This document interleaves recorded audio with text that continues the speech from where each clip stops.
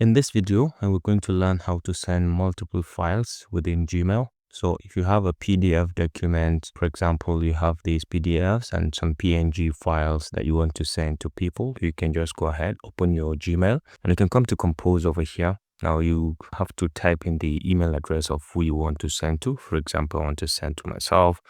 Type in the subject, for example, and then you come down here and type the content that you want to send, for example. Now, you have to attach the files. You have two methods to do that. The first method is you can come to attach files over here and you can just navigate to wherever you have those files.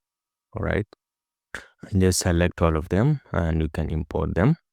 Alternatively, you can just drag and drop them into the email just like so, and you can just go ahead and send.